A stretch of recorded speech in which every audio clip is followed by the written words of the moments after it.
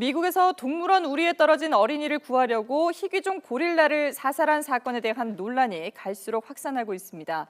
고릴라가 직접 아이를 해치지 않았는데 사살한 건 동물원 측의 과잉 대응이었다는 건데요. 온라인 청원 운동까지 벌어지면서 동물원 측의 입장도 난처해지고 있습니다. 국제부 연결해서 이 소식 자세히 알아보겠습니다. 조수연 기자. 네, 국제부입니다. 자, 사건이 발생한 지 며칠이 지났는데 그 후 폭풍이 거세지고 있군요. 네, 지금 SNS를 비롯한 인터넷상을 보면 이번 사건의 파장이 얼마나 큰지 알 수 있습니다. 사살된 고릴라의 이름이 하람베인데 하람베를 위한 정의라는 제목의 온라인 청원 운동이 펼쳐지면서 지금까지 28만 4천여 명이 서명했습니다. 사건이 벌어진 신시내티 동물원 앞에서는 보이콧 시위가 벌어지기도 했습니다. 고릴라가 아이를 물거나 직접 해치지 않았는데 세상에 3,400마리밖에 남지 않은 멸종위기종 고릴라를 사살한 건 과잉 대응이었다. 동물원 측이 더 신중하게 대처했어야 했다는 겁니다. 아이를 제대로 돌보지 못한 부모에 대한 비난도 쇄도하고 있습니다. 근본적으로 부모의 부주의가 초래한 비극이라며 고릴라 사살에 대한 죄값은 부모가 치러야 한다는 주장까지 나오고 있습니다. 무엇보다 어찌되었든 애꿎은 생명체만 희생당했다는 이 동물 보호 활동가들의 목소리가 커지고 있는데 직접 들어보시겠습니다. A fellow Cincinnatian who lived his life in captivity and through no fault of his own was thrust into a horrible, terrible situation. And he lost his life. 네, 논란이 커지는 이유 가운데 하나가 당시 영상에 담긴 일부 장면 때문이라고 하는데 이 부분을 좀 자세히 짚어주시죠. 네, 공개된 현장 영상을 보면 하람베가 아이를 곁에 품고 보호하듯 조심스레 다루는 장면이 담겨서 네티즌들의 분노를 더욱 키우고 있는 건데요. 화면 함께 보시죠.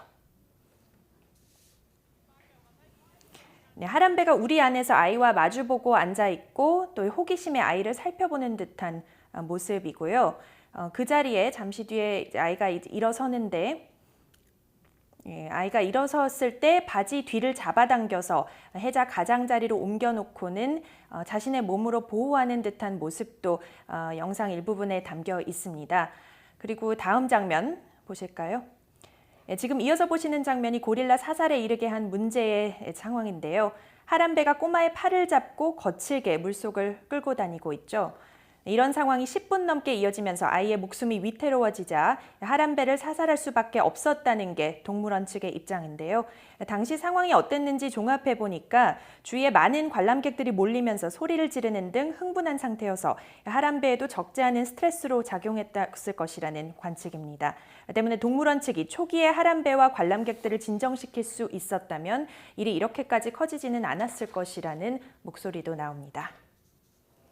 네, 영상의 이 부분이 조금 상황이 다른 듯한 그런 모습이어서 논란이 커지고 있는 것 같은데요. 네. 이렇게 논란이 커지자 동물원 측에서 또다시 기자회견을 열었는데 어떤 입장을 밝혔습니까?